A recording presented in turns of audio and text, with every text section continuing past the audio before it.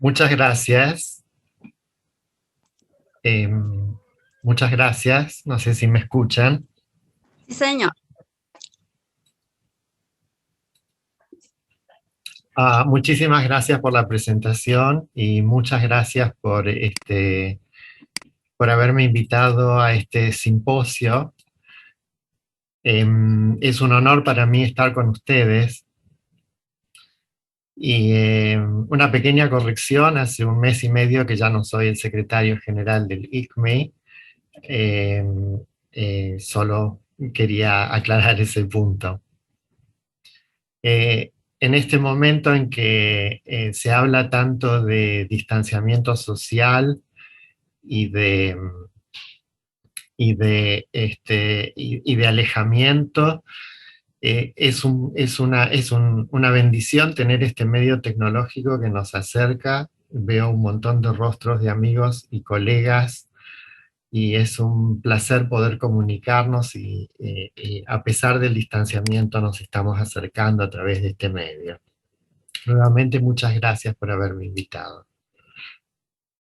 Voy a compartir con ustedes pantalla.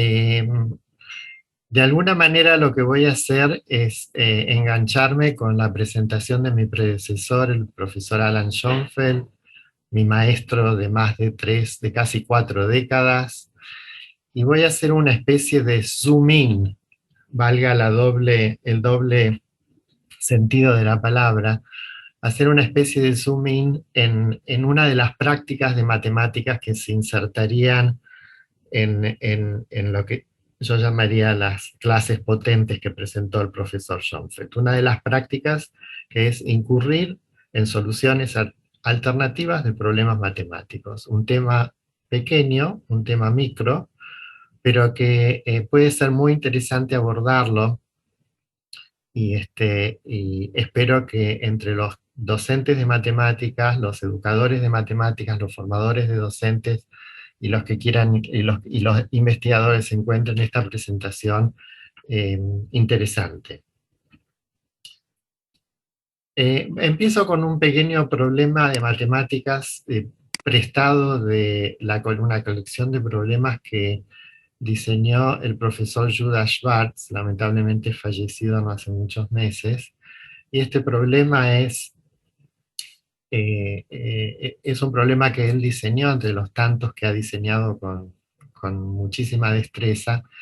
Presenta una serie de rectángulos y la pregunta es visualmente cuál nos parece que es el más cuadrado de ellos, cuál es el que tendría un grado más grande de cuadricidad, es decir, cuál parece ser el más cuadrado. Y visualmente, cuando el caso es así, donde hay ejemplos extremos, es bastante visible que el rectángulo superior derecho es el que más se asemeja a un cuadrado. Pero cuando los rectángulos son más parecidos entre sí, es más difícil y entonces el problema pide diseñar una medida de cuadricidad. Dada las dimensiones del cuadrado, diseñar una medida de cuál es más cuadrado. Ese es el primer problema al cual me quiero referir. Piénsenlo. El segundo problema al que me quiero referir es un problema de aritmética. Tengo 2,75 euros o cualquier moneda. ¿Cuántas monedas tengo? El tercer problema que quiero presentar, ¿cuántos rectángulos hay en un tablero de ajedrez? Cuando digo cuántos rectángulos, si tuviera un tablero de 2 por 2, mi manera de contar sería primero el rectángulo grande, después 4 pequeños, 4 intermedios. O sea que tendría 9 rectángulos. ¿Cuántos rectángulos tendría en un tablero de 8 por 8? Mi cuarto problema es, este es un número palíndromo, o como lo llaman en algunos lugares, capicúa, palabra de origen catalán, y la pregunta sería, ¿cuántos números palíndromos hay de 5 cifras? Estos 4 problemas los quiero clasificar de la siguiente manera. ¿Qué tienen en común los 2 problemas que están más arriba y los 2 problemas que están más abajo? ¿Qué tienen en común aún sin resolverlos? Teniendo una sensación de qué es lo que nos pide cada uno de los problemas. Bueno, a lo que me voy a referir es a soluciones alternativas y al doble significado de la palabra soluciones alternativas, o mejor dicho, al doble significado de la palabra solución. Solución que se refiere al resultado, en este caso la alternativa es que el producto final del problema puede ser diferente, puede haber diferentes productos finales que resuelven el problema, y este es el caso de estos 2 problemas, porque puedo crear una medida de cuadricidad y alguien viene y crea otra medida. Y ahí se crea una situación interesante de comparar las medidas, el rango de las medidas y demás, de si son definiciones bien dadas. Una gran discusión se puede dar a eso, pero admitimos que hay más de una posibilidad de crear una medida. Hay más de una posibilidad de crear un conjunto de monedas que tiene la misma suma final, dadas las unidades que existen. Por el otro lado, la solución se puede referir no solo al resultado, sino al proceso. Y en ese caso, la alternativa sería una ruta diferente hacia un mismo producto final. Y este es el caso de estos 2 problemas.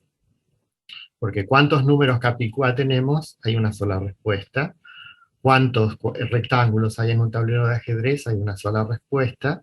Pero puede haber muchas maneras de arribar a esa sola respuesta. Es decir, que tengo 2 acepciones, 2 interpretaciones de de la expresión soluciones alternativas. Y una de las cosas que quiero mencionar es este libro que me parece sumamente interesante, donde plantea una colección de problemas muy interesantes, donde se llaman open-ended, problemas abiertos, porque el producto final puede ser muy diferente. Pero yo en esta pequeña presentación me quiero referir a soluciones alternativas en el sentido de presentar una ruta diferente hacia un mismo producto final. Muchas veces nuestros alumnos, cuando en nuestras prácticas de aula queremos incorporar la cuestión de resolver un problema de maneras distintas, el alumno viene y nos dice, pero si el problema ya está resuelto, ¿para qué resolverlo de nuevo? Y el maestro dice, el tiempo que lleva a resolver el mismo problema de otra manera, lo puedo usar para otro problema. O sea que la cuestión de soluciones alternativas, que es una práctica en matemáticas bien establecida y bien enraizada, puede toparse en el aula con la oposición o el antagonismo tanto del docente como del alumno por razones diferentes. Y lo que quiero en este mensaje es proveer ciertos argumentos para responder tanto al docente como al alumno y convencer que la práctica de soluciones alternativas es una norma que se puede enraizar en el aula de matemáticas y que puede contribuir a lo que el profesor Schoenfeld llamaba un entendimiento más robusto de las matemáticas. Que es una práctica que es una práctica enraizada en las matemáticas. Acá traigo solamente una muestra, pero es una muestra muy representativa de alguien que se ocupa de las matemáticas y que dice, uno de los grandes placeres en matemáticas ocurre cuando uno considera varias demostraciones de un mismo resultado. En realidad, cuando uno considera la miríada de demostraciones del problema de Pitágoras, hay un libro que presenta casi 400, y la irracionalidad de la raíz cuadrada de 2, construidas a través de los siglos, parecería que nosotros los humanos nunca podemos estar satisfechos con solo una demostración. ¿Por qué continuamos creando nuevos enfoques a resultados sabidos? Hay algo en el razonamiento mismo que produce conocimiento sobre el problema más allá de lo que nos dice el resultado. Es como mirar una escultura desde varias perspectivas para poder apreciarla en su totalidad. Y lo que quiero hacer en el resto de esta conversación con ustedes es convencerlos de esto y aportar aún otros argumentos más allá de lo que se dice en esta cita. ¿Para qué entonces queremos soluciones alternativas? Eh, el tiempo que lleva a resolver el mismo problema de otra manera lo puedo usar para otro problema. Bueno, aunque no lo lleve al aula, quizás es bueno saber que algunos alumnos lo resolverán distinto y así estoy más preparado.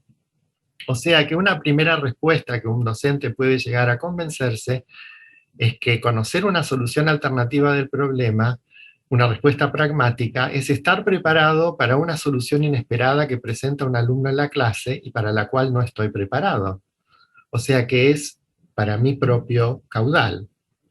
Un hermoso ejemplo está dado en un artículo del año 1973 en el periódico el Mathematics Teacher. En una clase de matemáticas, el profesor estaba trabajando con los alumnos encontrar una fracción entre dos fracciones dadas. Y la práctica que se había desarrollado, que habían propuesto los alumnos, es hacer el promedio de las dos fracciones, porque el promedio siempre es mayor que la menor y menor que la mayor.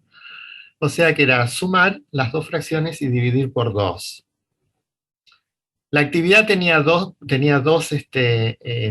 objetivos. Uno era practicar la suma de fracciones y el otro convencerlos a los alumnos de la densidad de los números racionales, que siempre entre dos números racionales, mediante la práctica de buscar su promedio, podemos encontrar un tercero. Y en todo caso sale un alumno que levanta la mano y dice, pero profesor, ¿por qué tomarse este trabajo? Sumar fracciones es bastante trabajoso. Sume de numerador y numerador y sume denominador y denominador y obtendrá una fracción entre las dos dadas. Y el profesor se quedó estupefacto, primero pensando, acá hay otro alumno que comete el error clásico de sumar fracciones, sumar denominadores y sumar numeradores.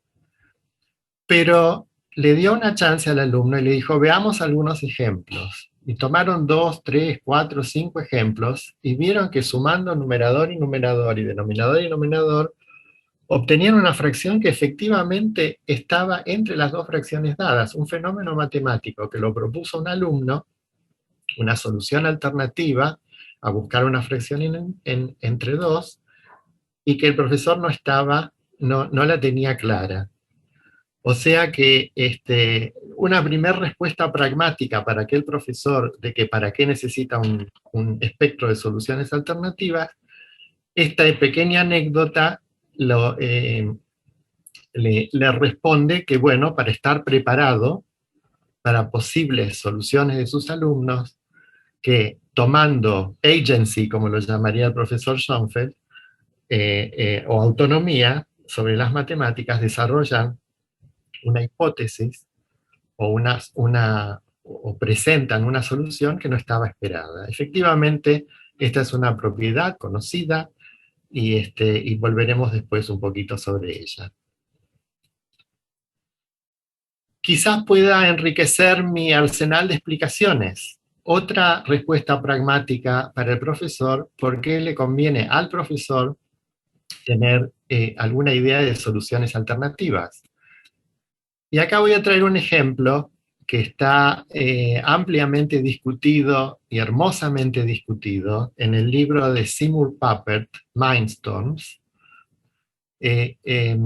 Tormentas de Pensamiento podría traducirse al español, en el cual Seymour Papert, que fue el creador del idioma Logo, presenta este pequeño problema que seguramente es muy conocido por todos ustedes, pero no lo que Papert dice sobre él, que es menos conocido. Tomemos el globo terráqueo y alrededor de su ecuador, imaginémoslo como hacen los físicos, que es una esfera perfecta, no hay valles, no hay ríos, no hay montañas. Tomemos una cinta y colocámosla sobre el ecuador de la Tierra. Esa cinta va a tener una cierta longitud, que es el diámetro del ecuador de la Tierra. Ahora dice Papert en el problema, tomemos pilotes de 2 metros de altura a lo largo del ecuador y elevemos esta cinta 2 metros sobre estos pilotes. Intuitivamente, vemos que el diámetro de la Tierra ha crecido, o sea que intuitivamente sabemos que vamos a necesitar más cinta para esto. La pregunta es, intuitivamente, ¿cuánto más cinta necesitamos? Y la respuesta intuitiva de mucha gente, es decir, se necesita mucha más cinta porque es una longitud bastante grande la que tenemos que cubrir. Si recurrimos al álgebra, el cálculo es muy simple. Supongamos que estamos con las mismas unidades, tenemos la nueva circunferencia, que es 2pi por r más 2, suponemos que todo esté dado en metros, menos 2pi por r, y da la sorprendente respuesta de 4pi. 4pi son 12 metros. La respuesta es sorprendente por dos motivos. Primero, porque la cantidad es tan pequeña. Pero más sorprendente aún es la respuesta porque no depende del radio de la Tierra. O sea que esta respuesta sería válida si la aplico a una pelota de fútbol o la aplico a todo el cosmos. Es decir, que eso es realmente muy sorprendente, la independencia del radio de la Tierra. Y entonces dice Papert, hasta acá el problema conocido. Lo interesante es la discusión que hace Papert de este problema. Dice, aquí habrá muchos para quienes este escueto, conciso y mágico manejo algebraico lo entienden la sintáctica, entienden el resultado, pero se resisten a que esto congenie con su intuición primera de que se necesitaba mucha más cinta. Y muchos dirán, yo aún pienso que se necesita mucha más cinta. Y dice Papert, uno de los errores que cometemos en educación matemática es decirles a nuestros alumnos, ¿ves? La intuición te falla. Por eso no hay que creer tanto en la intuición y hay que formalizar y hay que usar elementos formales para que no nos dejemos llevar por nuestros sentidos. Y dice Papert, ese momento, esta recomendación que muchos les damos a nuestros alumnos, de desechar su intuición y crear en lo simbólico, es el comienzo del divorcio entre muchos y las matemáticas. Dicen, las matemáticas yo tengo una idea, las matemáticas me convencen de otra, esto no es para mí, no va conmigo. Y dice Papert, mi obligación en este momento no es decir, sí, todavía es contraintuitivo, y mi obligación es tratar de hablar, conversar, dialogar con la intuición del alumno para convencerlo de que detrás de lo simbólico también puede haber algo que sea más convincente o que pueda doblegar o educar mi intuición, dice Papert. Por lo tanto, mi obligación es crear una solución alternativa y mostrársela a los alumnos, a aquellos que todavía están aferrados a su intuición de que se necesita mucha más cinta. Y lo que él hace es un ejercicio visual sumamente interesante. Dice, imagínense que la Tierra fuera un cubo y no una esfera. Si fuera un cubo, su ecuador, el corte, sería un cuadrado. Elevemos los pilotes, no sé si ustedes pueden apreciar mi señalador, elevemos los pilotes 2 metros en todo alrededor del cubo, y fíjense que a lo largo de los lados del cuadrado he elevado 2 metros sin añadir ni 1 centímetro de cinta. Lo único que se ha añadido en el cuadrado son las esquinas, pero las esquinas no tienen nada que ver con la longitud del cuadrado. Lo que yo he agregado es esto, y esto, más esto, más esto, forman una circunferencia cuyo radio es precisamente la altura a la cual elevé los pilotes. O sea que no tengo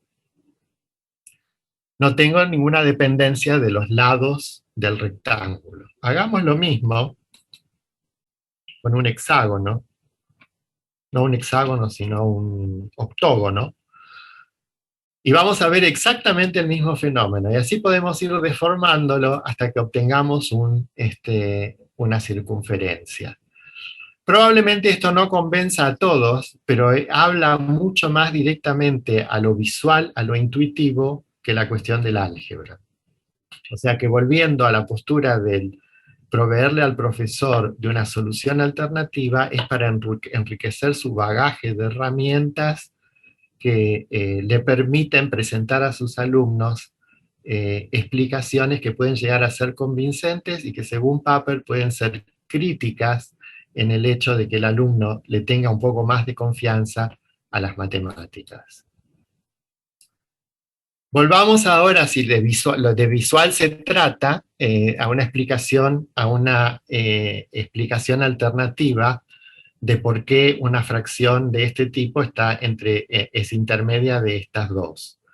Es decir, podemos demostrarlo algebraicamente, pero otra vez caemos en lo simbólico que por ser tan poderoso y tan general, es a la vez opaco.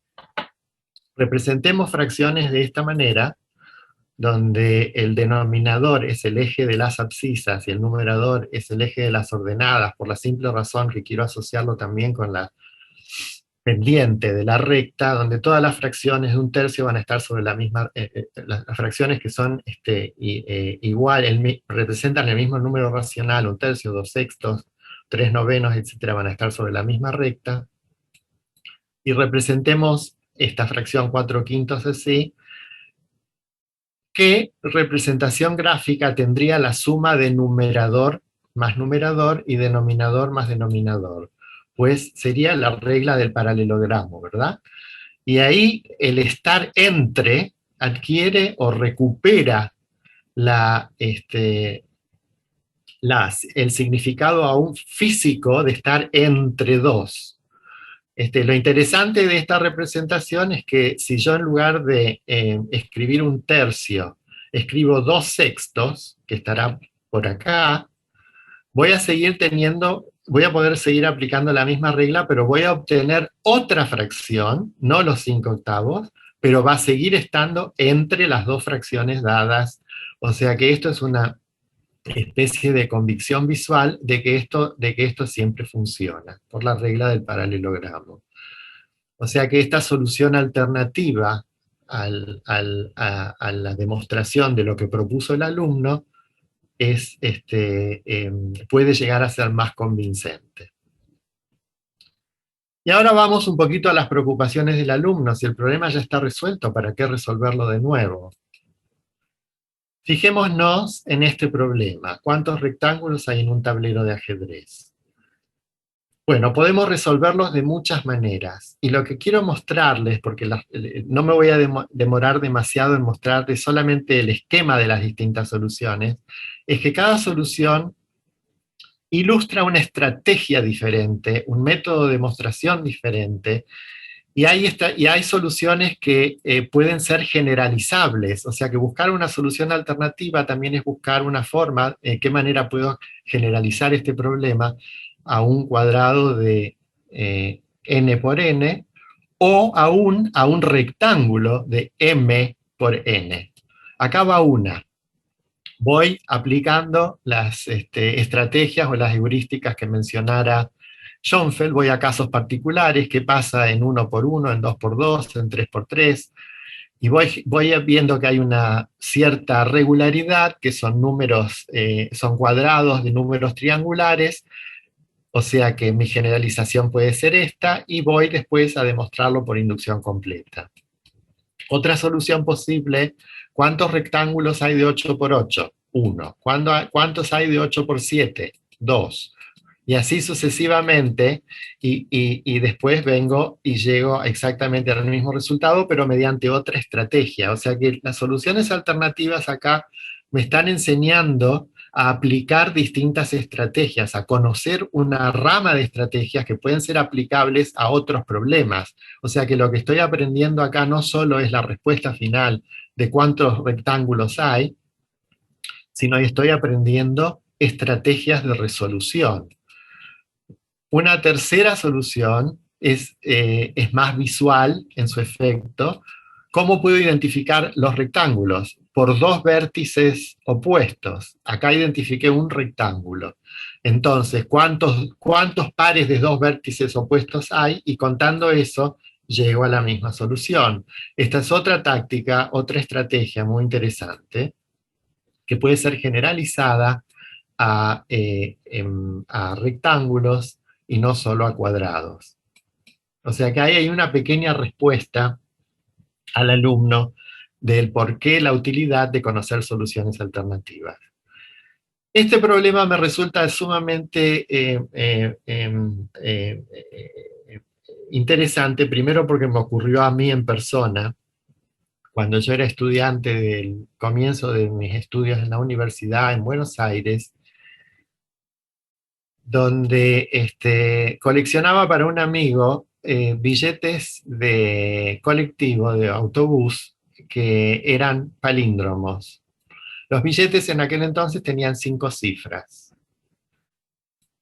Y a mí se me planteó la pregunta de cuál sería la posibilidad, la probabilidad de que a mí me saliera un palíndromo. Pero para eso tenía que saber cuántos números palíndromos hay de 5 cifras. Si ustedes plantean el problema, cuántos números palíndromos de 5 cifras hay, la solución clásica es, bueno, en el primer cuadrado entran, si acepto que el 0 sea una cifra factible y en los billetes lo es, acá entran 10, perdón, acá entran otros 10 y acá entran otros 10. Estos están fijos por este y estos están fijos por este, o sea que 10 por 10 por 10 es 1000. O sea que en 100.000 números, del 00000 al 99999, los 100.000 números, hay 1000 números, o sea que hay una posibilidad de 1 en 100 que a mí me salga un palíndromo. Resulta que cuando voy esa no fue mi manera de pensar. Mi manera de pensar fue la siguiente. Acá tengo el número, este es tomado de un museo de antigüedades, el aparato que tenía el colectivero al vender los boletos, eso ya no existe más, los va arrancando secuencialmente uno por uno. Supongamos que a mí me ha salido el 34221. Mi razonamiento fue el siguiente. Las últimas dos cifras son 21. Para que este fuera palíndromo yo tendría que haber llegado al 34, al 43. O sea que me faltarían unos 22 números más o menos para tener un palíndromo. ¿Y cuántos números anteriores tendría que tendría que contar para ver cuándo salió el anterior? O sea que para eso tendría que haberse cambiado esta cifra. O sea, que el razonamiento fue que, perdón, el razonamiento fue el siguiente. El próximo después será cuando la cifra esta cambie de un 2 a un 3. O sea que habrá 1 en 100. Ese fue mi razonamiento inicial. Completamente diferente, una solución completamente alternativa a la solución combinatórica de 10 por 10 por 10. Pero yo no me quedé conforme con esa solución porque digo, hay números, como por ejemplo, este número que es palíndromo, el próximo palíndromo no va a estar 100 números más allá, sino que va a estar mucho más cerca. Entonces, ¿cómo es eso de que es 1 en 100? Y pensándolo un poco más, me di cuenta de que la densidad sigue siendo 1 en 100, pero la distribución dentro de cada centena no es necesariamente a 100 de distancia del número anterior o del número posterior. O sea que esta solución alternativa me dio la pauta de que la historia que rodea al problema, en este caso, la secuencialidad en que los billetes de colectivo salían uno detrás de otro, tiene que ver, puede inducir una estrategia para resolver el problema. Es decir, que a veces la solución alternativa surge de consideraciones de la historia que estamos modelando, de la historia a partir de la cual abstraímos un problema matemático. Muchas veces nosotros estamos acostumbrados que en los textos de la escuela, la historia que rodea un problema verbal o un problema de palabras es un mero ornamento o una excusa para hacer una modelación matemática que a veces es artificial. Y a veces, como en este caso, la historia no solo induce una solución completamente diferente, porque el contexto era diferente, sino que puede llegar a ayudarme a descubrir una propiedad matemática que de ninguna manera la puedo ver si hago la solución de 10 por 10 por 10, la solución típica combinatórica. O sea que al alumno le estoy diciendo que a veces la solución alternativa descubre o desvela o revela una estructura, una propiedad matemática que estaba oculta, opaca en una solución anterior. Y el último ejemplo que quiero comentar con ustedes está tomado precisamente de una clase de resolución de problemas del profesor Schoenfeld, por allá a los comienzos de los años 90. Tuve la suerte y el privilegio de asistir a todas sus clases de resolución de problemas, filmarlas y comentarlas con él. En una de las clases, Alan Schoenfeld les dio a sus alumnos un problema para hacer como tarea en su hogar. Y les preguntó, ¿qué fecha sería, no me acuerdo si este es el número exacto, pero qué fecha sería el 14 de diciembre del año 2054? La idea del profesor Schoenfeld era que los alumnos de alguna manera llegaran a tropezar o a redescubrir la aritmética modular. Es decir, si hoy es 19 de febrero, dentro de una semana, el 26 de febrero, va a ser un viernes. O sea que si voy en saltos de a 7, puedo ir recreando la aritmética módulo 7 y de alguna manera, efectivizando este procedimiento, llegar a redescubrir una fecha teniendo en cuenta los años bisiesto y todo lo demás. Ingeniosamente recrear un artefacto matemático para resolver este problema. La sorpresa del profesor Schoenfeld fue que cuando a la clase siguiente una alumna le dijo que había resuelto el problema y al preguntarle cómo lo resolvió, esperando que surja toda la cuestión de aritmética modular y ese razonamiento, la alumna le dijo, me fijé en la computadora en un programa de los calendarios y resulta que el 14 de diciembre del 2054 es un lunes. Una solución alternativa que en un ámbito, digamos, donde en una oficina se necesita urgentemente saber por algún motivo qué día de la semana es esta fecha, esta persona tuvo recursos, tuvo la habilidad, tuvo la destreza de buscar, de saber dónde buscar y de encontrar la respuesta. En una clase de matemáticas esto puede llegar a tomarse como una especie de violación de una norma, de no entender que la respuesta es totalmente irrelevante y que el proceso es lo que lleva a ser interesante. O sea que la cuestión de soluciones alternativas es también el mensaje de que en el proceso de resolver un problema estamos aprendiendo matemáticas, estamos aprendiendo estrategias, estamos aprendiendo a razonar, estamos aprendiendo a entender, a convencernos de que lo simbólico no es solamente una magia. Y resulta que esa es una de las cuestiones de crear valores en la clase de matemáticas acerca de qué es el hábito de resolver un problema. Les he mostrado algunas de las razones de por qué las soluciones alternativas es una práctica o una norma que puede ser útil en manos del profesor y en manos del alumno. Es desvelar y legitimizar diferentes maneras de pensar, incluida la de los alumnos. En una clase donde hay agency, donde hay autonomía, donde el alumno se siente libre y legitimado para hablar, puede llegar a producir soluciones que el profesor a lo mejor desconoce. Desvelar estructuras ocultas, como por ejemplo en el caso del palíndromo. La emergencia más directa de una generalización, como en el caso del tablero de ajedrez.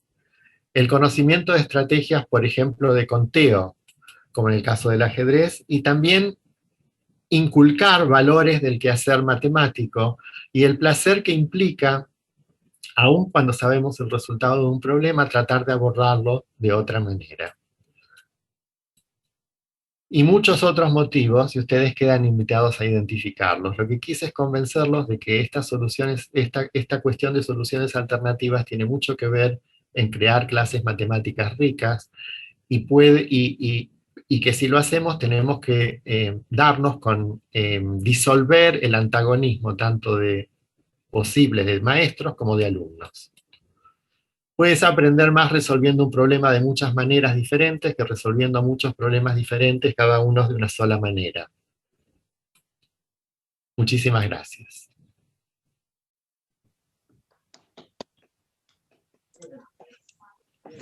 Muchísimas gracias, doctor Abraham Arcavi. Tenemos un espacio de 5 minutos para preguntas. El chat está activado por si tienen alguna pregunta para hacerle al doctor Abraham.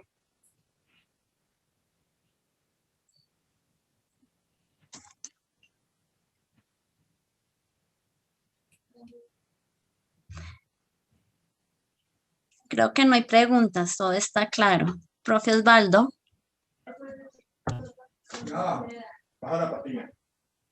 Bien, Ángela.